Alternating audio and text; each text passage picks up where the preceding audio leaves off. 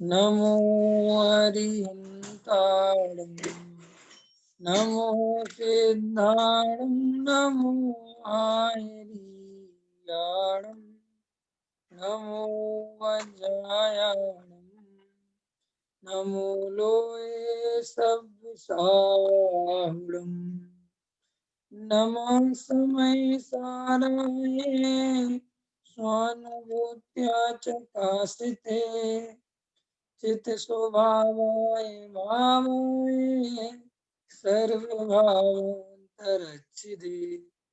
अनंत धर्मणस्तत्वं पश्यन्ति प्रत्यगात्मना अनेकान्तमयी मूर्ति नित्यमेव प्रकाशिताम् वन्दे तु सर्वसिद्धि द्वयचल मनोमम गतिं पत्ते मोक्षामि समय पाहुड मृणमो सुज केवली भड़िदम आत्मज्ञान ही ज्ञान है शेष सभी अज्ञान विश्व शांति का मूल है वीतराग विज्ञान वीतराग विज्ञान ही तीन लोक में सार वीतराग विज्ञान का घर घर हो द्रव्य गुण पर्याय, इस पे अपन की चर्चा चल रही है।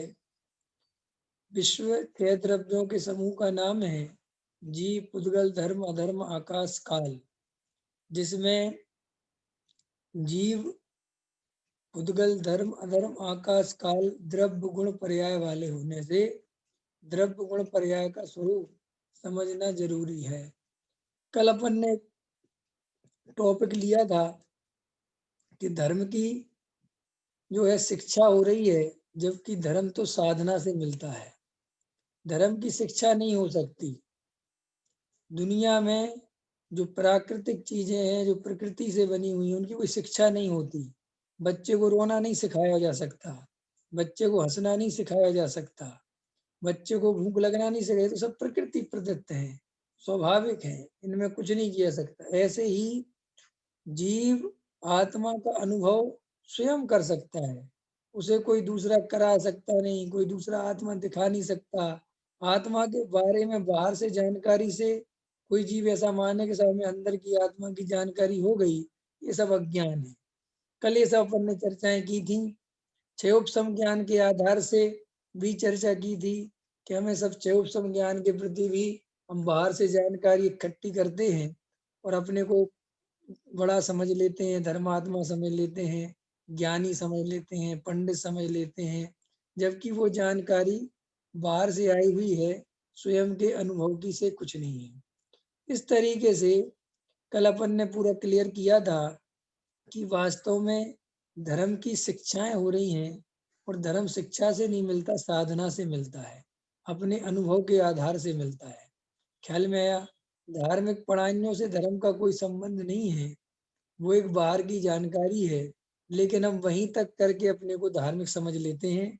ये जन्मों जन्मों से भूल रहती है। अभी द्रव्य गुण पर्याय का स्वरूप अपन पढ़ रहे हैं। द्रव्य गुण पर्याय के स्वरूप में द्रव्य किसे कहते हैं, गुण किसे कहते हैं, पर्याय किसे कहते हैं, इन सब पे अपनी चर्चा चल रही है। फिर अपन ने पीछे देव शास्त्र गुरु की श्रद्धा वास्तव में कब उत्पन्न होती है, उसको भी अपन ने पीछे देखा था कि देव शास्त्र गुरु की असली श्रद्धा का मतलब क्या है। अब इसी क्रम में इसमें द्रव्य गुण पर्याय के में अरहंत भगवान वाला जो स्वरूप चल रहा है, उस जो क्रमशः गुरुदेव ले रहे हैं, पहले पढ़ते हैं फिर उसका देखते हैं, खुलासा करेंगे। पृष्ठ क्रमांक 66। जिसने अपने ज्ञान से अरहंत के द्रव्य गुण पर्याय को लक्ष्य में लिया है, उस जीव को अरहंत का विचार करने पर परमार्थ से अपना ही विचार आता है। अरहंत के द्रव्य गुण पूर्ण है और उसकी अवस्था संपूर्ण ज्ञानमय है, संपूर्ण विकार रहित है। ऐसा निर्णय करने पर यह प्रतीति होती है कि अपने द्रव्य गुण परिपूर्ण हैं और उनकी अवस्था संपूर्ण ज्ञान रूप विकार रहित होनी चाहिए। जैसे भगवान अनंत हैं, वैसा ही मैं हूँ। इस प्रकार अरहंत को जानने पर स्व समय को मन के द्वारा जीव जान लेता है। अरहंत के लक्ष्य से अपनी आत्मा के स्वरूप का निश्चय करना प्रारंभ करता है। यहाँ पर लक्ष्य से निर्णय होने के कारण यह कहा है कि मैंने मन के द्वारा अपनी आत्मा को जान लेता है। यद्यपि यहाँ विकल्प है, तथापि विकल्प के द्वारा जो निर्णय कर लिया है, उस निर्णय रूप खान से ही मोक्ष मार्ग का प्रारंभ होता है। मन के द्वारा विकल्प से ज्ञान किया है, तथापि निर्णय के बल से ज्ञान में से विकल्प को अलग करके स्व लक्ष्य से ठीक समझकर मोह का क्षय अवश्य करेगा। ऐसी शैली है जिसने मन के द्वारा आत्मा का निर्णय किया है, उसकी सम्यक्त के सन्मुख दशा हो चुकी है। अरंत को द्रव्य गुण पर्याय से जानने वाली जीव द्रव्य गुण पर्याय स्वरूप अपनी आत्मा के विषय में विचार करता है कि यह चेतन है और यह चेतन है। ऐसा जो अन्वय सो द्रव्य है, अन्वय के आश्रित रहने वाले जो चेतन विशेषण सो गुण है, और एक समय की मर्यादा वाले एक दूसरे में प्रवृत्त न होने वाले जो अन्वय के व्यतिरेक है सो पर्याय है। सुचिद विवर्तन की आत्मा प्रणमन की ग्रंथियां हैं। पहले अनंत भगवान को सामान्यतया जानकर हम उनके स्वरूप का लक्ष्य में रखकर द्रव्य गुण पर्याय से विशेष रूप में विचार करते हैं। यह अरहंत आत्मा है। इस प्रकार द्रव्य को जान लिया। ज्ञान को धारण करने वाला जो सदा रहने वाला द्रव्य है, सो वही आत्मा है। इस प्रकार अरहंत के साथ आत्मा की समानता बताई गई है। देखो, इसमें अरहंत भगवान के और अपने स्वरूप की समानता बताई गई है। अब इसमें जानने लायक क्या बात है? शुरू से एक ही बात है कि वास्तव में क्या वस्तु स्वरूप में जो अपन की वर्तमान स्थिति है, कि वर्तमान स्थिति का कारण क्या है। अगर हम भगवान नहीं बन पा रहे हैं, हम सम्यक दर्शन नहीं ले पा रहे हैं, आत्मानुभूति नहीं कर पा रहे, तो इसका कारण क्या है? इसका कारण बाहर कहीं नहीं है। इसका कोई काल का काल पर पंचम काल है, ये सभी कोई बात नहीं है। सीधी सी बात है कि हमें वास्तव में स्वयं ही आत्म सम्यक दर्शन, आत्म दर्शन, भेद विज्ञान, ये सुखी होने के उपाय भाषित नहीं होते। बस हमें ऐसा अंदर में नहीं जमता कि सम्यक दर्शन हो जाएगा तो मैं सुखी हो जाऊंगा। हमें ऐसा तो जमता है कि अगर मैं करोड़पति बन जाऊंगा तो सुखी हो जाऊंगा। बस इतना सा गणित है। पहले नंबर पर हमें ये विश्वास आ जाए कि सम्यक दर्शन अगर मुझे हो गया तो मैं वास्तव में सुखी हो जाऊंगा। जैसे देखो, रुपया, पैसा, मकान, दुकान, दौलत, शोहरत, ये सब जीव के अंदर भरी पड़ी है कि अगर ये हो जाएगा तो मैं सुखी हो जाऊंगा। जबकि मजेदार बात क्या है, आज तक कोई करोड़पति, अरबपति मरते समय ये नहीं कह के गया कि साहब मैं सुखी हो गया ये पैसा जोड़ के। हमेशा वो ये कह के गया, यार मेरे से गलती हो गई है और ये गलती तुम मत करना, कोई दम नहीं है, सब कुछ सब यही रह जाता है। और दूसरे तरफ देखो, आज तक जितने भी ज्ञानी हुए, जितने भी सम्यक दृष्टि हुए, उन्होंने कभी पलट के नहीं कहा कि सम्मेलन मत लेना, ये गलत चीज है, इसके चक्कर में मत फंस जाना, तुम तो विषय भोग भोगो, भूख घर ग्रस्त, ये किसी सम्यक दृष्टि ने नहीं कहा। अब हमारे पास दो तरह के लोग हैं, एक सम्यक दृष्टि लोग हैं, एक तरफ मिथ्या दृष्टि लोग हैं। हमें मिथ्या दृष्टियों पे विश्वास है। मिथ्या दृष्टियों पे विश्वास है माने हमारी खुद की भी दृष्टि मिथ्या दृष्टि है। हमारी खुद की भी दृष्टि ऐसी है कि जितना पैसा होगा, जितना दौलत होगी, जितनी मकान होगी, जितनी शोहरत होगी, हम सुखी हो जाएंगे। और दूसरी तरफ वे लोग हैं जो अंदर में निर्णय करके बैठे हुए हैं कि नहीं, इनसे सुखी होने का उपाय नहीं। अब बस इन दो चीजों के बीच में धर्म है। धर्म कोई पंथ में नहीं, धर्म कोई समाज में नहीं, धर्म कोई भीड़ का हिस्सा नहीं, धर्म कोई मंदिर नहीं, धर्म कोई मूर्ति पूजा नहीं, धर्म कोई चावल चढ़ा नहीं, ये सब कुछ नहीं। ये सब बाहरी आडंबर है, कुछ नहीं, इनका कोई प्रयोजन नहीं है। एक समूह को इकट्ठा करने, उसको क्रियान्वित करने, एक समाज के संचालन की व्यवस्था है। इसका धर्म से कोई लेना देना नहीं। धर्म प्योर प्रॉपर्टी व्यक्तिगत है। धर्म मतलब मैं स्वयं अगर सुखी होना चाहता हूँ, मैं स्वयं अगर अपने को अंदर से सुखी करना चाहता हूँ, तो मुझे अपनी आत्मा की शरण लेनी पड़ेगी। अगर मैं अपने को सुखी नहीं करना चाहता संसार में तो जो करना करना है। तो हम लोग धर्म समूह में खोजते हैं, जबकि धर्म बिल्कुल वैयक्तिक है, व्यक्तिगत है, एकांत की चीज है। समझ में आ रही पंकज जी? आपको अगर वास्तव में धर्म करना है तो आपको किसी समाज में नहीं, किसी जाति में नहीं, किसी पंथ में नहीं, किसी संप्रदाय में नहीं, इन सबसे भिन्न एक ज्ञायक भाव पर दृष्टि लगानी चाहिए। और हम हमेशा क्या करते हैं कि धर्म के नाम पर इन्हीं चीजों में उलझ कर अपने को धार्मिक समझ लेते हैं। और ये आज की बात नहीं है, ये जन्मों जन्मों से चला आ रहा है। अभी देखो अपन हृदय में जब अपन अकेले में होते हैं तब अपन धार्मिक होना नहीं चाहते, और जब भीड़ में होते हैं तब अपन धार्मिक होना चाहते। जब अपन अकेले में होते हैं तब अपन सज्जन नहीं होते, और भीड़ में होते सज्जन हो जाते हैं। तो इसका मतलब ये है कि आपको और हमें वास्तव में अपने अंतरंग की कोई चिंता नहीं है। आज मैं एक शोक सभा में गया था, वहां पर मैंने एक ही बात बोली थी कि देखो कैसा संसार का स्वरूप है। समझना सुनील जी, हमारे बारे में सिर्फ दो लोग जानते हैं। क्या कहा? हमारे बारे में कि मेरे अंदर क्या चल रहा है सिर्फ दो लोग जानते हैं, एक सर्वज्ञ भगवान और एक मैं स्वयं। ठीक बराबर? कि मेरे अंदर क्या चल रहा है अनुरंजन जी, ये सर्वज्ञ भगवान जानते हैं और या मैं जानता हूँ। आप कभी नहीं जानते, आम पब्लिक कभी नहीं जानती। आम पब्लिक या दूसरे लोग तो वो ही जानते हैं जो हम उनको जनवाना चाहते हैं। समझ में आ गई? हम उनके सामने सज्जनता का ड्रामा करते तो हमें सज्जन समझ लेते हैं, हम उनके सामने गाली गलौज देते तो हमें दुर्जन समझ लेते हैं। वे हमारे अंतरंग तक पहुंचने में असमर्थ हैं। बोलो विवेक जी, असमर्थ है कि नहीं? ठीक। असलियत कौन जानता है हमारी? सर्वज्ञ भगवान। और कौन जानते हैं? और मैं स्वयं जानता हूँ। तो मैंने उसमें शोक सभा बोला था कि मजेदार बात देखो जीव की दशा, जो दोनों उसके बारे में जानता है उन दोनों की चिंता नहीं करता, वो उनकी चिंता करता है जो उसके बारे में कुछ नहीं जानते। रात और दिन उन्हीं की चिंता में लगा हुआ है कि लोग मुझे गलत ना समझ लें।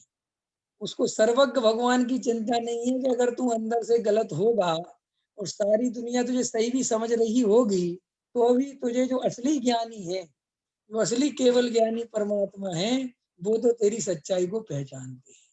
अगर हमें अंदर में निर्णय बन जाए कि मुझे सर्वज्ञ की नजर में सही रहना है, क्या कहा मैंने? हालांकि सर्वज्ञ तो वीतरागी है, लेकिन फिर भी अपन को ऐसा समझ लो कि सर्वज्ञ भगवान मेरे को ईमानदार देखे, सारी दुनिया मुझे बेईमान देखे तो देखे, लेकिन सर्वज्ञ भगवान मुझे कैसा देखना चाहिए? ईमानदार। तो वो सम्यक दर्शन हो जाएगा। वो ये सम्यक दर्शन क्या है? हम सारे जगत की चिंता कर रहे हैं, लगे हुए हैं, लगे हुए लगे हुए, और अंदर में ये निर्णय नहीं कर पा रहे हैं कि अरे मैं ज्ञान स्वभावी जीव तत्व हूँ, किस अहंकार को भरने में लगा हूँ, क्या करने में लगा हूँ, क्या यहाँ बसता है। सब चले जाते हैं। मैं एक छोटी सी कहानी कहना कहना चाहता हूँ। आज मैंने कहानी भी कही थी, वो मुझे बहुत रुचिकर लगती है। वो कहानी सबके जीवन में घटे तो ऐसी है, और आप सबने सुनी होगी, ये भी मेरा पक्का अनुमान है, लेकिन फिर भी वो कहानी प्रीतिकर है। उस कहानी की जो है स्थिति है वो ऐसी है, एक राज्य में एक राजा रहता है, और वो अपने राज्य के आसपास के राज्यों में घोषणा कराता है कि कोई भी राज्य का कोई भी युवक, कोई भी व्यक्ति अगर मेरे राज्य में आकर जितनी जमीन अगर वो अपने पगों से नाप लेगा तो वो जमीन उसकी हो जाएगी। ठीक है? तो ऐसे बहुत सारे लोग उसके लोभ में आते हैं और आके वो जमीन लेने आ जाते हैं। ख्याल में आया? तो एक बार क्या हुआ कि एक व्यक्ति को ऐसा लगा कि राजा मूर्ख है, और वो गया उस गांव में, उस राजा के दरबार में, और उसने कहा कि मैं आपकी जमीन, आपको, आप मुझे दोगे जमीन? तो राजा ने कहा दूंगा, बोलो। तो बोले साहब मैं सुबह आपके पास आ जाऊंगा और जितनी जमीन में नाप लूं वो तो मेरी हो जाएगी। राजा ने कहा ठीक है। सुबह वो आया, उससे राजा ने कहा सुनो, तुम्हें जमीन जो नापनी है उसमें तो जहां तक जाते जाओगे वहां पर अपने ये जो भी है झंडे वगैरह डंडे जो भी लगाते जाना, लेकिन ये शर्त है कि वापस सूर्य अस्त होने के पहले वापस यहीं आ जाना। अगर तुम वापस नहीं आ पाए तो फिर वो तुम्हारी जमीन बिल्कुल नहीं मानी जाएगी, और तुम्हारी भी जो है वो भी छीन ली जाएगी। ख्याल में है कि नहीं आया? तो उसने कहा मंजूर है। तो वहाँ के लोगों ने बहुत हँस रहे थे, वो लोग जो जानते थे, क्योंकि उसके जैसे एक से एक लोग आए और कभी लौट के नहीं आए। तो वो उससे कहा कि पानी पी लो, नाश्ता कर लो, फिर आगे बढ़ना। तो उसने क्या कहा, इतना समय भी कौन बर्बाद करे? क्या कहा सुनील जी? इतना समय भी क्यों बर्बाद करूं? इतने में तो कम से कम ज्यादा नहीं तो 10-20 गज तो नाप ही लूंगा। ख्याल में है कि नहीं आया? उसने पानी भी नहीं पिया, नाश्ता भी नहीं किया और एकदम दौड़ लगा दी। और दौड़ लगाता लगाता गया और लगाता गया और लगाता गया और खुश होता गया, मैंने इतनी नाप लिया, मेरी इतनी जमीन हो गई, मेरी इतनी हो गई, इतनी हो गई। ऐसे करते करते दोपहर निकल गया। फिर इधर देखता, अरे ये वाला तो उद्यान रह गया, अरे ये बगीचा तो रह गया, अरे ये तो बहुत बढ़िया जगह है। और ऐसा करते करते शाम के 4 बज गए, 4:30 बज गए, लेकिन वो यही भूल गया कि मुझे वापस जाना है। और जब बिल्कुल सूर्य ढलने को आ गया, तब उसे याद आया कि अरे मुझे वापस भी तो जाना है, वरना राजा ने क्या कहा था। लेकिन न पानी पिया, न भोजन किया, अंदर गला सूख गया। अब भागा बहुत तेज वापसी के लिए, लेकिन आधे रास्ते में नहीं पहुंचा और मर गया। ख्याल में आया? कहानी यहीं पूरी हो गई। ऐसे ही हमारे जीवन का एक परम सत्य जानना, हम अपने को अहंकार इकट्ठा करने में लगे हैं, पैसा, मकान, दुकान, दौलत और बड़ा करेंगे और बड़ा करेंगे और बड़ा करेंगे, और ये भूल ही जाते हैं कि ये पर्याय छोड़ के जानी है और ये सब यहीं पड़ा रह जाएगा, इसमें कुछ भी नहीं बस। लेकिन अंतरंग में, अरे साहब ये तो हम गृहस्थ हैं, हमारा तो चारित्र मोह का उदय है, इतना तो करना ही पड़ेगा। अरे भाई, तू ये जो बातें बना रहा है, अंदर में गहराई से विचार कर। ये ईमानदारी से तू चारित्र मोह का उदय समझ रहा है कि अंदर में तेरे ऐसा ही एकत्व पड़ा हुआ है। ख्याल में आया? क्यों? क्योंकि कभी कभी अपनी ही चतुराई, अपनी ही शास्त्र बुद्धि अपने को ही ठगती है। ख्याल में आ रहा है क्या है? ख्याल में है ना? बहुत ठगते हैं। पंडित बन जाते हैं लोग तो बेचारे बहुत ठगते, क्योंकि उनके दिमाग में ऐसा बैठ जाता है, हमें तो सब पता है, हमें तो सब पता है, हमें तो सब पता है, और ये जीवन चला जाता है। क्योंकि साधना करे बिना आत्मा नहीं मिलता। साधना माने समर्पण भाव, समर्पण भाव माने आत्मा में अपनापन, और आत्मा में अपनापन वही जीव कर सकता है जिसे संसार की क्षण भंगुरता, संसार की असारता, संसार की स्थितियां, पर्याय की स्थितियां, ये सब उसकी आंखों में दिखाई देती हैं कि यहाँ कुछ रुकने वाला नहीं है, ये सब परिणमनशील द्रव्य हैं और सब बदलने वाला है। तो यहाँ पर अपने ज्ञायक भाव को जो ऊर्ध्व करता है और संसार में एकत्व नहीं करता, वो ही वास्तव में सम्यक दर्शन लेता है। तो जब वो व्यक्ति लौट के नहीं आ सका, ऐसे ही हम अपने आप को देखें कि हम जितना अपने को पर द्रव्यों से भर रहे हैं, क्या हमारे अंदर में कुछ खालीपन रह रहा है कि हम भर रहे हैं? हमने बहुत सारी चीजें इकट्ठी कर ली, लेकिन हम वहीं के वहीं रहे कि नहीं रहे? बोलो। आज मैं जिनकी उसमें गया था, वो 63 वर्ष की उम्र थी। ख्याल में आया? अभी 63 में कितना टाइम है अपने को? कुछ थोड़ा ज्यादा टाइम नहीं है। और कोई 48 में जा रहा, कोई 50 में जा रहा, कोई 55 में जा रहा, कोई 56 में जा रहा, कोई 40 में जा रहा, कोई 35 में जा रहा है कि नहीं जा रहा है? तो ये आश्चर्य नहीं होता कि मुझे फिर भी दिन दिन भर बीत जाता है और अपने आत्मा के अनुभव करने का भाव नहीं आता, अपने स्वरूप को देखने का भाव नहीं आता। ये क्या स्थिति है मेरी? और ये भाव चला जाएगा, जब ये जीवन चला जाएगा तब पता चलेगा वास्तव में कितना कीमती जीवन था और कैसे खो दिया। आपको पता है, जब जीव की जाने का समय आता है, तब ना उसको समाधि समझ में आती है, ना ये समझ में आता है कि वो करे क्या। क्यों? कि उसने ये जाने की बात नहीं सोची थी। ख्याल में है कि नहीं आया? अंतर समझ में आ रहा है कि नहीं आ रहा? जैसे अपन को अचानक से कोई अकस्मात घटनाएं घट जाती हैं, तो अपनी बुद्धि काम करना बंद कर देती ना, अपन को समझ में नहीं आता कि अपन करें क्या। ऐसे श्री गुरु कहते हैं, यह जीव आत्मरहित, आत्मज्ञान से विमुख होकर पर द्रव्यों में ऐसे उलझा रहता है कि इस बेचारे को समझ ही में नहीं आता कि जीवन जब अंत होता तो करे क्या। उन्हीं संयोगों के लिए रोता रहता है। तो पकड़ में आई बात की नहीं समझ में आई? तो देखो भाई, गहराई से विचार करें।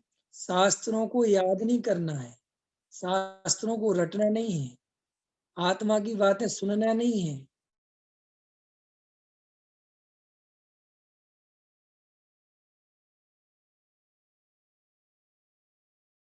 ख्याल में आ रहा कि नहीं आ रहा? आत्मा का अनुभव करना है, आत्मा रटना नहीं है, रटने की चीज नहीं है, शास्त्र रटने नहीं है, रट के कुछ नहीं मिलता शास्त्रों को। तो देखो, अरहंत भगवान का जो स्वरूप है वही मेरा स्वरूप है। और देखो, जगत में जो नियम है उन नियमों का पालन करो, लेकिन उनमें एकत्व मत करो। ख्याल में आए कि नहीं आया? घर में रहना बुरा नहीं है, घर को अपना स्वरूप समझना बुरा है। क्या कहा मैंने? घर में रहना मिथ्यात्व नहीं है, घर में रहना पाप नहीं है, घर को अपना समझना पाप है। देह में रहना पाप नहीं है, देह बुद्धि होना पाप है। पाप माने मिथ्या।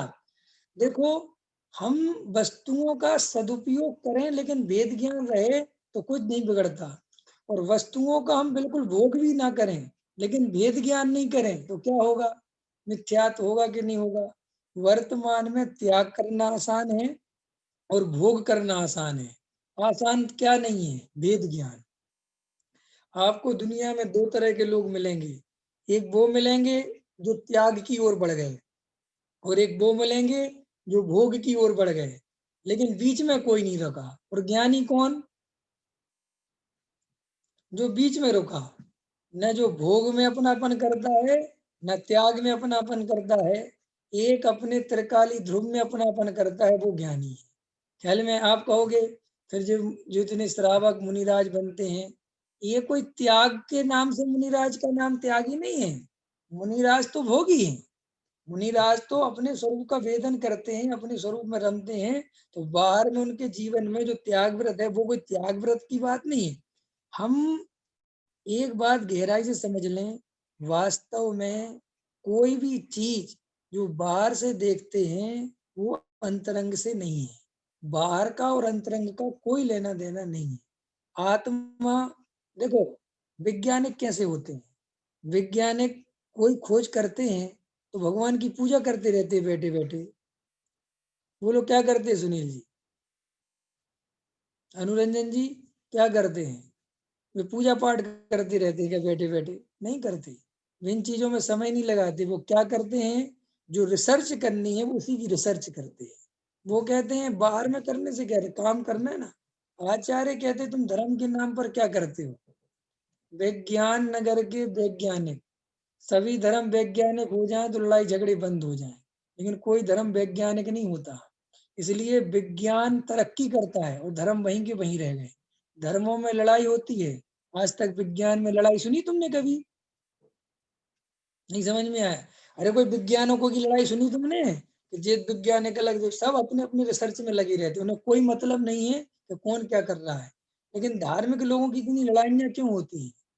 क्योंकि इनने धर्म को वैज्ञानिक नहीं बनाया, इनने धर्म को पंथवाद में लपेड़ा, धर्म को जातिवाद में बांट दिया। जबकि धर्म पता क्या चीज है? मुझे अपनी आत्मा की रिसर्च करनी है। मुझे क्या करना है? मुझे ये जानना है कि ये शरीर और आत्मा क्या वास्तव में अलग अलग है। समझ रहे हो मैं क्या कह रहा हूँ? मुझे क्या जानना है? क्या ये शरीर और आत्मा वास्तव में अलग अलग है? तो ये जानने के लिए मैं पुद्गल की क्रियाएं करूंगा तो जान जाऊंगा। मैं भगवान की पूजा में लगा रहूंगा, बैठा रहूंगा, धुन लगाता रहूंगा तो जान जाऊंगा? नहीं। जैसे वैज्ञानिक शोध करते हैं, वे किसी के भरोसे नहीं बैठते। किसी के भरोसे बैठते हैं क्या वैज्ञानिक? कि कोई देव उतर आएगा ऊपर से या कोई आशीर्वाद दे देगा? वो किसी के भरोसे नहीं रहते। वे अपने पुरुषार्थ पे, अपने ताकत पे, अपनी मेहनत पे भरोसा करते हैं। और धर्म में क्या होता है? भरपूर सुखी कर दोगे तुम, भगवान भरोसे खड़ा रहा, कहते कि नहीं? ये भगवान मैं तुम्हारे भरोसे। और हम सब क्या कर रहे हैं? हम मंदिर में पूजा कराते हैं ये सोच के कि हमारा भाव सुधर जाएगा। हम भगवान के सामने जाके और काम शास्त्र अभ्यास करते हैं, दान कराते हैं, है ना, और क्या सोच के हमारे भाव सुधर जाएंगे। मुझे बताओ, भाव काय से सुधरते हैं? गायक, भाव काय से सुधरते हैं? सिद्ध भगवान है ना, सिद्ध भगवान, जो जितने सिद्ध भगवान हुए इन किन किसकी कृपा से हुए? विवेक जी, सिद्ध भगवान जितने सिद्ध हुए किसकी कृपा से हुए, किसके आशीर्वाद से? किसी ने आशीर्वाद दिया था उनको? उनने किसी से आशीर्वाद मांगा था? नहीं मांगा था। तो सही बात बताओ, अधिकतर संसारी जीव क्या करते हैं धर्म के नाम पर? हमेशा दूसरों के भरोसे, आप आशीर्वाद दे दो, किसी की कृपा हो जाए, हे भगवान तुम्हारी दृष्टि बनी रहे। जबकि वस्तु स्वरूप ये कह रहा है कि अगर तुम्हें अपने बहुत सुधारना है तो सबकी तरफ जाना बंद करो और अपनी रिसर्च जारी करो। क्या कहा मैंने? सबकी ओर जाना बंद करो और अपनी रिसर्च करो। तुम 2 घंटे बर्बाद मत करो कहीं बाहर में, वे 2 घंटे अंदर में लगाओ। उसमें तुम्हें भेद ज्ञान मिल जाएगा। तुम बाहर में कभी इधर जा रहे हो, कभी इधर जा रहे हो धर्म के नाम पर, कभी इस ग्रुप में शामिल, कभी इस ग्रुप में शामिल, कभी इस ग्रुप में शामिल हैं। जैन धर्म की हम रक्षा करके रहेंगे। किसकी रक्षा करेंगे हम? किसकी रक्षा करेंगे? हैं प्रमोद जी? जिन शासन तुम्हारे हाथ में है, जिन शासन की रक्षा करनी है, उठो वीर सपूतो, आगे बढ़ो। और तुमने उठाया और कहा चलो विवेक जी बताओ कौन अपने धर्म पे आक्रमण कर रहा है? एक बात बताओ, कोई धर्म पे आक्रमण कर सकता है? कोई धर्म बाहर की चीज उसमें आक्रमण किया सकता? मेरा घर तो तोड़ा जा सकता है, समझ में आता है, मंदिर तोड़ा जा सकता है, लेकिन धर्म तोड़ा जा सकता है क्या? है? एक बार की बात है, सिकंदर के जीवन की घटना है। सिकंदर के जीवन में ऐसा उल्लेख मिलता है कि सिकंदर को जब यहाँ पे आया, तो जब यहाँ से जा रहा था तो एक भाव आया कि यहाँ से वेद लेके जाना है, वेद, उपनिषद वेद। तो उसने एक ब्राह्मण का घर घेर लिया और कहा मुझे वेद चाहिए, तुम्हारे घर पे वेद पड़ा हुआ है। ब्राह्मण ने कहा कि वेद मैं आपको दे दूंगा, आप इतने परेशान मत हो, लेकिन मैं रात भर पूजा करूंगा और सुबह दे दूंगा, क्योंकि मेरे पूरे जीवन का, मेरे बुजुर्गों का दिया हुआ है और एक ही वेद है मेरे पास, मैं रात भर में आपको दे दूंगा। तो ब्राह्मण ने, उसने, सिकंदर ने सोचा कि इसमें बुरा भी कुछ नहीं है, उसने कहा ठीक है। लेकिन जब सुबह 5 बजे देखा तो हवन हो रहा है, तो उसमें आखिरी पेज, क्या कहा मैंने रंजन जी? आखिरी पेज जो वेद का था वो ब्राह्मण जला रहा था, और वहीं एक बराबर में लड़का बैठा था, वो पूरा जो पेज पढ़ता था उसको याद कर लेता था। तो एकदम सिकंदर ने कहा कि ये क्या किया तुमने? तुमने सारा वेद ही अपने हाथ से जला दिया। उसने कहा महाराज, अगर मैं तुम्हें वेद दे भी देता तो तुम इसका करते क्या? क्या कहा उसने? इसका करते क्या तुम? तुम्हारे वहां कोई इसको जानने वाला, समझने वाला नहीं था। मैंने ये वेद अपने लड़के को याद करा दिया है रात भर में, और मैं अपना लड़का तुम्हें दान में देता हूँ, तुम इसे ले जाओ अपने साथ। ख्याल में आया कि नहीं आया? तो वो कहते हैं कि तुम ये बाहर के जो चीजें हैं इनमें हेर फेर कर सकते हो, इनमें हेरा फेरी हो सकती है, इनको नष्ट किया सकता है, लेकिन धर्म अंतरंग चीज है। धर्म क्या चीज है? जैसे किसी ने मुनिराज को जला दिया तो धर्म जल गया क्या? अरे धर्म नष्ट हो सकता है क्या? धर्म तो वस्तु का स्वरूप है। जलेगा तो ये शरीर, तो वो तो जलना शरीर को वैसे ही है। तो श्री गुरु कहते हैं संसारी जीव की स्थिति तो देखो, ये कहता है कि मैं अपने मंदिर की रक्षा करूंगा, और अभी तक रोज जाके क्या कहता है? भगवान मेरी रक्षा तुम करना। और अब समय आ गया तो रक्षा कौन कर रहा है भगवान की? जो भगवान अपनी रक्षा स्वयं नहीं कर सकता वो हमारी क्या करेगा? ख्याल में है कि नहीं आया? लेकिन अपन को बहुत भारी लगता है कि नहीं नहीं धर्म पे आपत्ति आ गई। धर्म पे कभी आपत्ति नहीं आती, आपत्ति आती है मोही रागी द्वेषियों पर। क्या कहा मैंने? धर्म का कभी कुछ नहीं बिगड़ता, चाहे काल बदलते रहे, चाहे महापापी पैदा होते रहे, धर्म तो वस्तु का स्वरूप है। वस्तु स्वभावो धम्मो। इसलिए जो असली धार्मिक व्यक्ति होता है, जिसको अपने स्वरूप का वेदन होता है, वो अंतरंग में श्रद्धा के तल पर कभी भी भयभीत नहीं होता, उसे कभी डर नहीं लगता, क्योंकि वो जानता है काल के गर्त में कितनी ही अप्रभावना होती रहे और कितनी ही प्रभावना होती रहे, जिन जीवों का हित होना है उन जीवों का हित होके रहेगा, और जिन जीवों का नहीं होना है तो साक्षात तीर्थंकर भगवान बैठे रहे, उनका भी नहीं हो सकता। तो इसीलिए श्री गुरु कहते हैं धर्म अंतरंग खोज है, उसको बहिरंग से मत खोजो। वेद ज्ञान अंतरंग की चीज है, उसे दिखावटी प्रदर्शन की चीज मत बताओ। ध्यान कब करना चाहिए बताओ? ध्यान कब करना चाहिए? है कि साहब ध्यान कब करना चाहिए? नहीं, ध्यान में ही रहना चाहिए। ध्यान का अर्थ है होश में रहना। ख्याल में आया? ध्यान का अर्थ है कि सब कुछ होता हुआ जो कुछ दिख रहा है उसमें तुम्हें एकत्व तो नहीं हो, ये सदा तुम्हारी जागृति बनी रहे, इसका नाम ध्यान है। शरीर की क्रिया अपने से भिन्न दिखे, संयोग अपने से भिन्न दिखे, मकान दुकान अपने से भिन्न दिखे, अपनी सत्ता अपने को भिन्न दिखे, बस यही तो धर्म है। धर्म मतलब क्या? जैसा वस्तु का स्वरूप है वैसा देखना सीख जाना, इसका नाम धर्म है। बस ख्याल में आ गया? तो हमने जो कल अपन ने चर्चा का विषय लिया कि हम बिल्कुल अंतरंग में ये समझ लें कि मुझे वैज्ञानिक बनना है। क्या बनना है मुझे? वैज्ञानिक। वैज्ञानिक का अर्थ होता है जो अपनी रिसर्च पे भरोसा करता है, वो किसी दूसरे पे भरोसा नहीं करता। वैज्ञानिक किसे कहते हैं? उसको कोई पुस्तक में लिखा मिल गया कि इसको इसमें मिलाओ तो ऐसे बनता है, लेकिन वो मान नहीं लेता। वो क्या करता है? वो उस रसायन को उस रसायन में मिला के देखता है, उसका रिजल्ट देखता है, फिर स्वीकार करता है। तो वो कहलाता वैज्ञानिक। ऐसे ही समय सार में लिखा है कि देह और आत्मा अलग अलग है। आत्मा ज्ञान स्वभावी है, शरीर जड़ स्वभावी है। शरीर स्पर्श रस गंध वर्ण वाला है, आत्मा जानने देखने वाला है। तभी हमने सुन लिया, ये हमने समझ लिया। अब क्या करना है बोलो?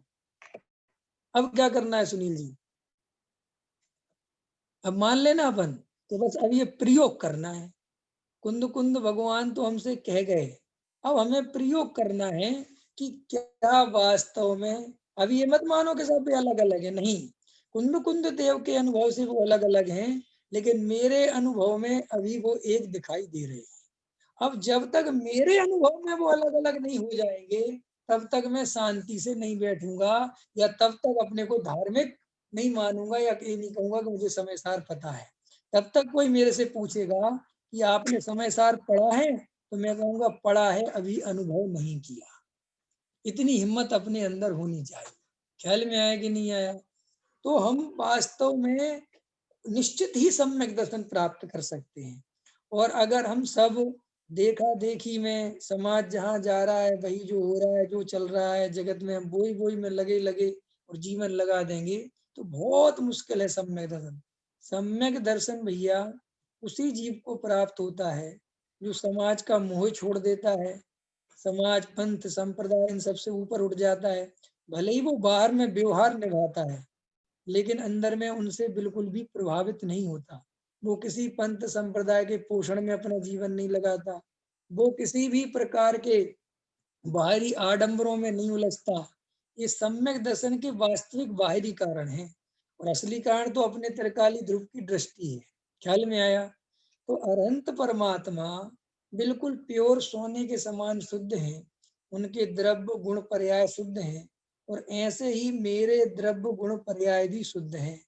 तो देखो, अंतरंग में गहराई से अवलोकन करो कि ये पर्याय कब छोड़नी पड़ जाए कि जिस मोह का पोषण करने में मैं लगा हुआ हूँ, इस मोह से मुझे कितना सुख मिल रहा है, अभी तक कितना सुख मिल गया है। इन बातों का बार बार अवलोकन करो। देखो, हमारा जहाँ एकत्व चल रहा है, हमारा जहाँ कर्तृत्व चल रहा है, वहाँ गहराई से विचार करो, इस कर्तृत्व से मुझे सुख कितना मिलता है। ये घर गृहस्थी मकान दुकान इन सब में जो मैं एक गाढ़ा मोह लेके चल रहा हूँ, इससे मुझे सुख कितना मिलता है। और मुझे सर्वोत्कृष्ट शुद्धात्मा की बात सुनने मिल गई, समझने मिल गई।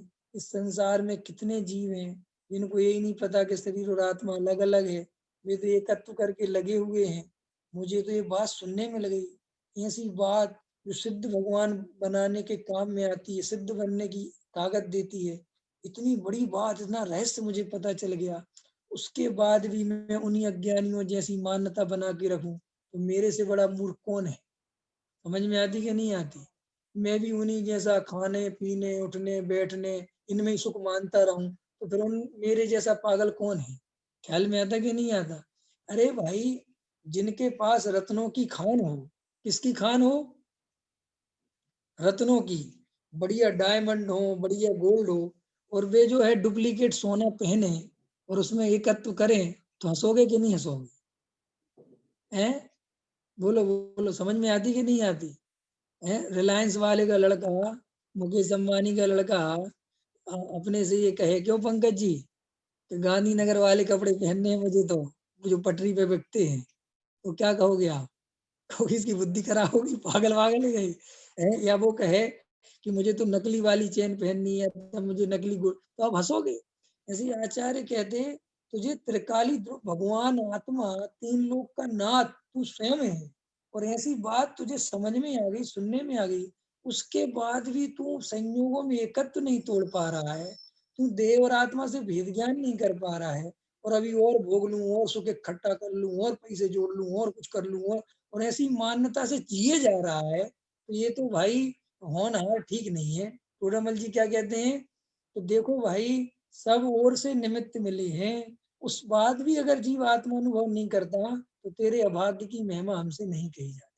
देखो, तुम शराबी जुआरियों को देख के करुणा करते हो कि देखो कैसी बुद्धि, इतने अच्छा घर परिवार है, ये शराब पीता है, अपनी जिंदगी बर्बाद, लगता है ना, ऐसा अपन को आता है ना पंकज जी, है फिर इतना बढ़िया पढ़ा लिखा है, शराब पीता। आचार्य कहते, ऐसे ही देखो इसकी दशा देखो, इतना अच्छा समय सार सुन लिया, इतनी बढ़िया गहरी चर्चा मिल गई, पूज्य गुरुदेव जैसे तत्व बताने वाले मिल गए, टोडामल जी जैसे समझाने वाले मिल गए, ख्याल में आगे नहीं समझे, वेद ज्ञान की चर्चा इतनी ऊर्ध हो गई, ऐसा सब कुछ मिलने पर भी इन स्त्री पुत्र मकान दुकान में समय गवाता है, तो आचार्य कहते कैसी बुद्धि है इसकी। सोचो, अपन अपन विचार करें कि हमें फिर भी स्वाध्याय सुनने का टाइम नहीं मिल पाता, रात में कभी 11 लोग मिल पाते हैं, कभी 10 लोग मिल पाते हैं, और जो नहीं मिल पाए वो कोई खेद व्यक्त नहीं करते, कोई अंदर पीड़ा महसूस नहीं करते। इसका मतलब क्या है कि अभी ये बात इतनी गहराई से नहीं उतरी ना भाई साहब। जीव को ऐसा लगे, अरे अपनी बात कम से कम एक जगह तो सुनने मिलती है, कम से कम घंटा भर तो अपनी बात चलती है। 23 घंटे तो हम पर की बातें करते हैं। कितने घंटे बात करते हैं संजय भैया? 23 घंटे किसकी बातें करते हो? पर की। स्वयं की बातें तो बड़े मुश्किल से मिलती हैं, और उसमें भी सुन ली तो सुन ली, नहीं सुनी तो नहीं सुनी, क्या फर्क पड़ गया, कल सुन लेंगे।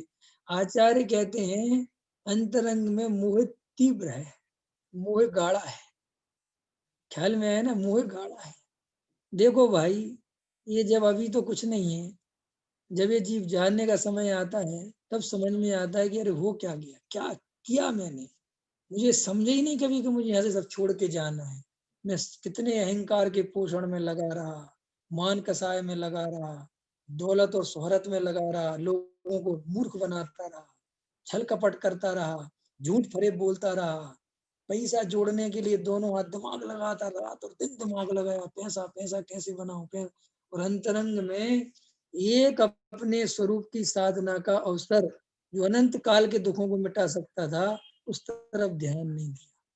ख्याल में आया, बच्चों को सुधारो, बच्चों को सुधारो। कौन सुधार पाया बच्चों को? किसके सुधर गए बच्चे हैं? ख्याल में आया कि नहीं आया? भैया जिन शासन को बचा लो। महावीर कम थे बचाने वाले, महावीर को नहीं पता था कि आगे क्या होने वाला है भविष्य में। महावीर ने तो कोई चिंता नहीं की, लेकिन हम, मजेदार बात यह है कि उन्होंने चिंता नहीं करी। ये ये इतना महत्वपूर्ण नहीं है। महत्वपूर्ण ये है कि हम चिंता करके अपने को धार्मिक मान रहे हैं। हम सोचते हैं हम बहुत बड़े धार्मिक हैं, लेकिन आप ये चिंता करके धार्मिक नहीं है। आपको ऐसे विकल्प आते हैं, तो भी आपको निर्णय होना चाहिए कि जो विकल्प हैं जो कोई काम के नहीं है, इनसे कोई दम नहीं इन बातों में। ये कोई अरे साहब, हमें घर की तो चिंता होती है, धर्म की चिंता नहीं हो तो क्या बात। मुझे बात बताओ, धर्म की चिंता करनी चाहिए कि नहीं, पहले बताओ। धर्म किसका नाम है? बोलो, धर्म किसका नाम है? आज अगर बहुत सारा ऐसा हो जाए, स्थिति बन जाए कि साहब मुझे कोई मंदिर नहीं जाने दे, विवेक शास्त्री आज से मंदिर नहीं जाएंगे, सुनना प्रमोद जी, सुनना सुनील जी, मुझे अलग कर दिया कि आज से आप मंदिर में प्रवेश नहीं पा सकते, ठीक है, तो क्या मेरा धर्म छिन गया मेरे से? और मैं सच बात बताऊं, ऐसा हो जाए तो मेरा धर्म डबल हो जाए। क्योंकि फिर और अंतरंग में लगेगा, अरे आज समझ में आया। इसलिए तो ज्ञानी कहते हैं, हम तो पाप के उदय को बुलाते हैं, घबराते नहीं है पाप के उदय से, कि आओ तो कम से कम ताकि ये नींद खुले, ये बेहोशी टूटे, ये जितनी अनुकूलताएं बन रही हैं पुण्य के उदय की, ये सब रुला के बेहोश कर रही हैं जी। ख्याल में है ना? इसलिए ज्ञानी पाप के उदय में तो प्रसन्न रहते। तो हमें अगर कोई मंदिर जाने से रोक दे तो मजा आ जाए, अच्छा है भैया, पता चल गया ये सब पराधीन है, ये अपने अधीन नहीं है। लेकिन मुझे शुद्धात्मा के अनुभव करने से कोई रोक सकता है पंकज जी? अच्छा, कोई तो रोक सकता है। प्राइम मिनिस्टर कह दे कि विवेक जी आप आत्मानुभव नहीं करोगे वरना आपको काल कोठरी में बंद कर दिया जाएगा। ख्याल में है? ऐसा हो सकता है? पॉसिबल है? ऐसा कोई हमसे कह सकता है? कोई नहीं कह सकता।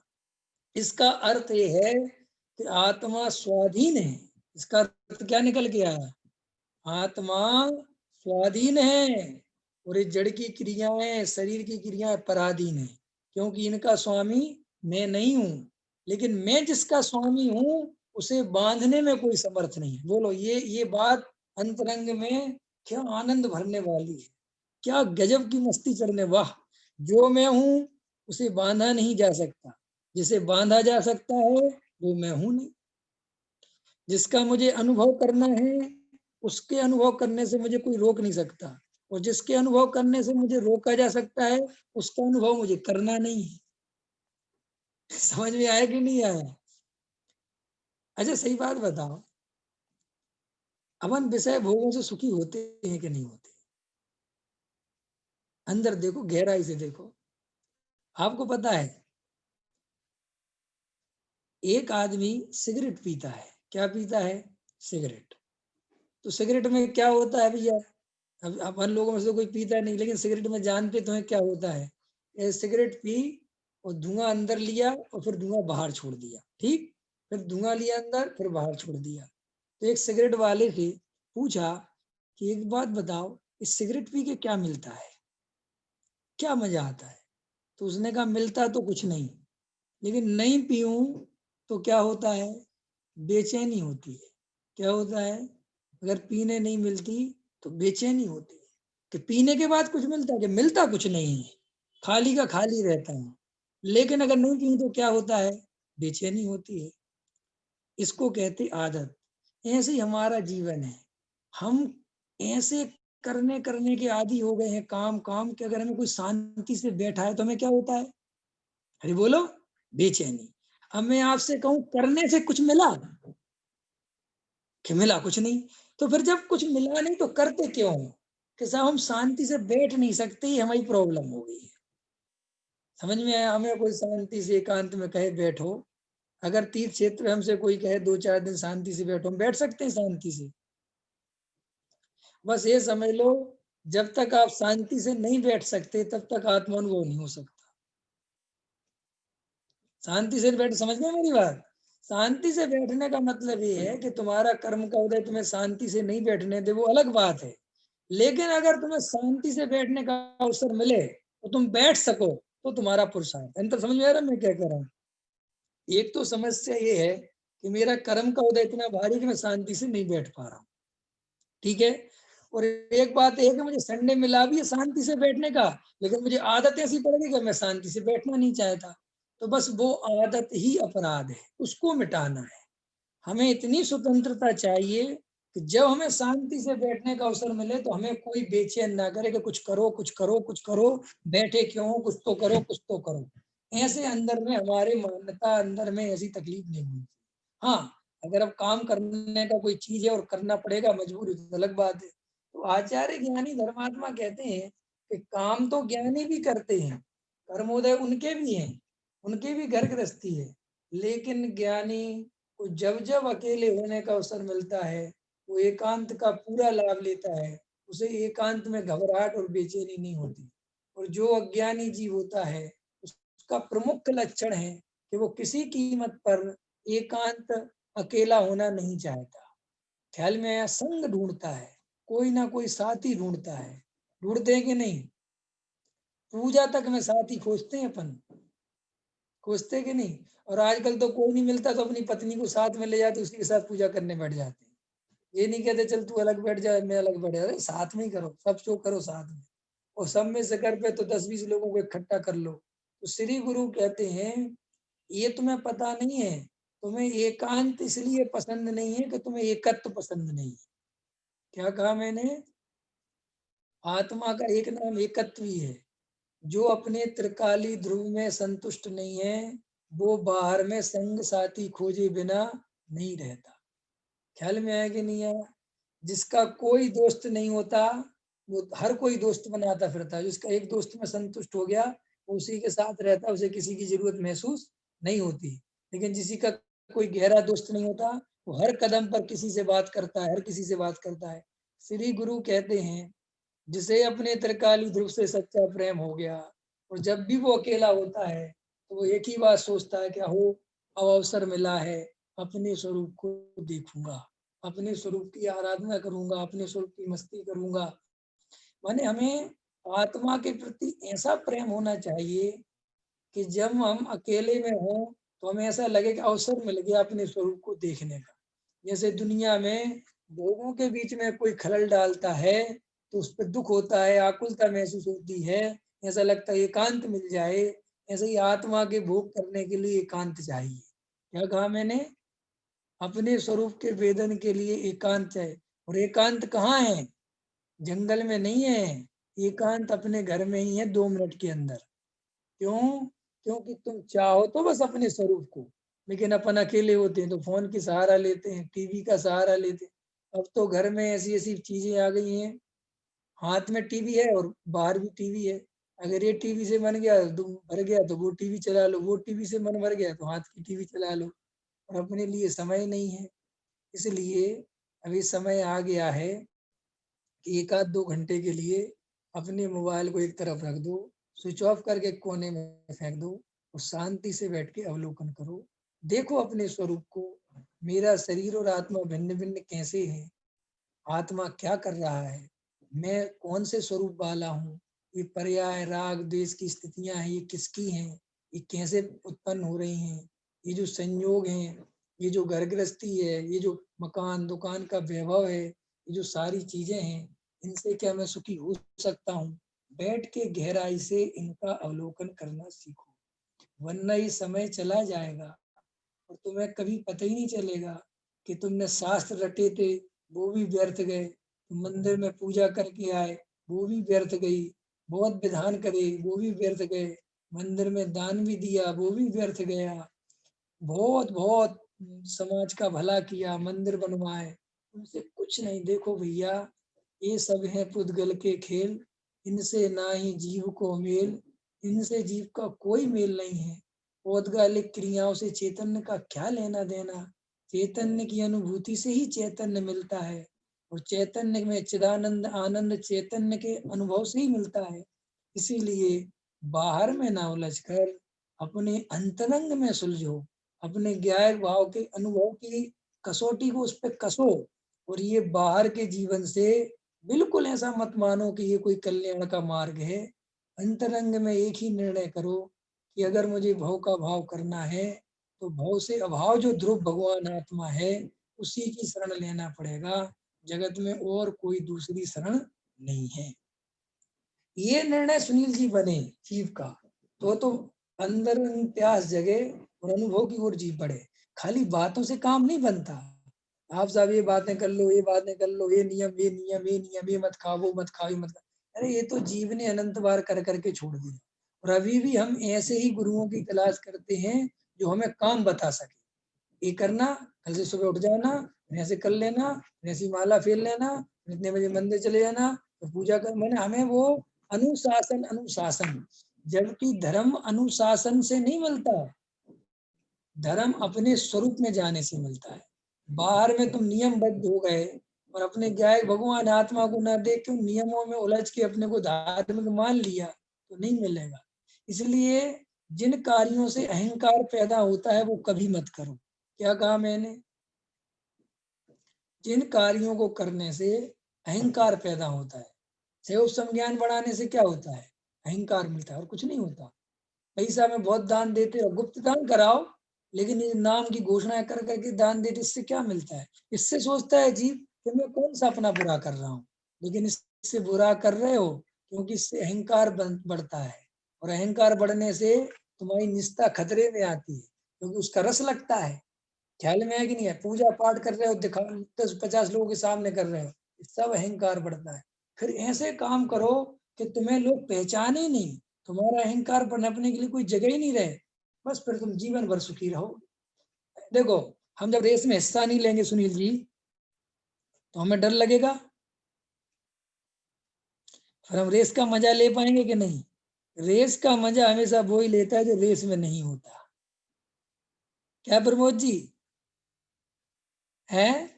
रेस का मजा कौन लेता है? जो रेस में नहीं होता। पंच कल्याणक का मजा वो ही लेता है जो स्टेज पे नहीं होता। जो बेचारा स्टेज पे होता है वो तो विकल्पों ही में मरा जाता है कि मैं कैसा लग रहा हूँ, मेरी जान पहचान के कितने लोग आए हैं, कितने मुझे देख रहे हैं, वो तो इन्हीं विकल्पों में उलझा रहता है। वो जो एक आम आदमी है जिसे कोई नहीं जानता, वो एक एक पंच कल्याणक की भाव भंगिमा का, एक एक कार्यक्रम का आनंद ले रहा। ऐसे ही तुम जगत की रेस से बाहर हो जाओ, कुछ कंपटीशन मत करो किसी के साथ, ना पैसे वाली बनना सोचो, न किसी से रेस लगाओ कि हमारे बड़े भाई के यहाँ पैसा बहुत हो गया है, हमारे समाज में बहुत पैसा हो गया, हम पीछे रह गए। हमारी किसी से रेस नहीं, भले हमारे पास बहुत पैसा हो जाए तो, और नहीं हो तो। अगर रेस में हिस्सा नहीं लोगे तो क्या होगा? आनंद करोगे। हम हर चीज में हिस्सा ले रहे हैं, नहीं समझ गए? हर चीज में हिस्सा ले रहे हैं। अगर कोई सारे लोग धार्मिक हुए जा रहे हैं तो हम परेशान है कि सबकी बताओ, होता है कि नहीं होता विवेक जी? हैं? बताओ, सबके बालक बताओ, सबने इतना याद कर लिया और हमने तो कुछ भी याद नहीं किया। अंतर समझ में आया? सबको तो बताओ मंदिर में इनाम मिल गई, हमें तो कोई इनाम नहीं मिली। सबके बालक तो कुछ ना कुछ बन गए हमारा, बस यही तो रेस है, यही तो अहंकार है। और आप निरपेक्ष हो जाओ, मैं जैसा हूं मैं स्वयं से हूँ। एक बोकाजू नाम का व्यक्ति हुआ है दार्शनिक, जब उसकी माँ मर रही थी तो उसकी माँ ने कहा, बेटे मैं तुझसे एक बात कहती हूँ। वो छोटा था, बोले एक बात मान, मानेगा? बोले बोलो मानूंगा। बोले दुनिया जो करे तू वो मत करना। क्या कहा सुनील जी, प्रमोद जी? जो दुनिया करे वो नहीं करना, तो तुझे कभी कोई दुख नहीं होगा। ये बात तो पहेली जैसी हो गई कि जो दुनिया करे वो नहीं करना तो दुख नहीं होगा। तो उसकी माँ ने कहा कि समझ गया तुम? बोले हाँ, ये कह रही हूँ आप जो दुनिया करे वो नहीं करना। बोले हाँ। लेकिन बोले बेटे तू अभी छोटा है, और मैं कैसे समझूं कि तू जो करे वो दुनिया नहीं करे, दुनिया से अलग हो, ये बात मुझे कैसे समझ में आ गई? तो समझ में आ गई। तो उसकी अम्मा ने कहा, वो एप्पल है, सेव फल उठा के ला। वो एप्पल लाया और बोले इसको खा के दिखा। तो उसने क्या कहा, उसने क्या किया प्रमोद जी? एप्पल कैसे खाया फिर उसने? जैसे दुनिया खाती फिर वैसे नहीं खाया। उसने एप्पल को कान से लगाया, एप्पल के अंदर की आवाजें सुनी। ख्याल में आया कि नहीं आया? बहुत देर तक आवाज सुनता रहा एप्पल की, ख्याल में आया? और फिर खूब दौड़ा, फिर नाचा, फिर कूदा, बहुत खुश हुआ, बहुत प्रसन्न हुआ। और ऐसा करते करते उसने 15-20 मिनट बाद एप्पल खाया। तो उसकी अम्मा कहती, मैं समझ गई कि हाँ तू समझ गया मैं क्या कहना चाहती। फिर वो कोजू ने लिखा अपनी आत्मकथा में कि मेरी माँ का वो दिया हुआ सिद्धांत कभी इस दुनिया में मुझे रेस में हिस्सा नहीं लेने दिया। मैं कभी दुनिया से अलग ही रहा, जिसके कारण मेरे जीवन में कभी अहंकार बना ही नहीं। ख्याल में है कि नहीं आया? जिसके कारण कोई अहंकार, क्योंकि अहंकार कब बनता है कि तुम्हारे कितने परसेंट है? 70, तो मैं 80 लेके आऊंगा। तुम्हारे के पास कितना पैसा है? 10 लाख, तो मैं 50 लाख पैदा करूंगा। तुम्हारा कितना बड़ा घर है? जैसा 5 मंजिल का, तो मैं 20 मंजिल का बनाऊंगा। ये सब अहंकार है। और अगर मैं दुनिया की रेस में ही नहीं हूँ, मुझे किसी से कोई लेना देना नहीं, मैं तो अपने सुख से सुखी हूँ। अगर हाँ मुझे कोई दुख होगा तो अपने से होना चाहिए, दूसरे के कारण नहीं होना चाहिए। मैं अपने कपड़ों से बहुत खुश था, लेकिन जैसे ही मैंने विवेक जी के कपड़े देखे और मुझे दुख हो गया। इसका अर्थ क्या है कि तुम अपने से सुखी अब कभी नहीं हो सकते, क्योंकि दुनिया में तुम्हें कदम कदम पर ऐसी चीजें मिलेंगी। मैं अपने घर से बहुत सुखी था, लेकिन मैंने दूसरे का घर देखा और मैं दुखी हो गया। अंतर समझ में आया? पकड़ में आई? तो हमें अपने जीवन को निरपेक्षता से जीना है। हमें अपने जीवन में कोई अपेक्षा नहीं, किसी से कोई रेस नहीं, कुछ लेना नहीं देना नहीं। जैसा हमारा जीवन वो होता रहे, हमें जो जरूरतें हैं वो पूरी होती रहे। हमें किसके पास क्या हो रहा है क्या नहीं हो रहा है, बस ये बाहर के बचाव के कारण है, जो अपने आत्म कल्याण के लिए बहिरंग साधन है, जो हमें एनर्जी बचाती है हमारी। क्योंकि हमारी सारी ऊर्जा दूसरों को अच्छा दिखाने में लग रही है।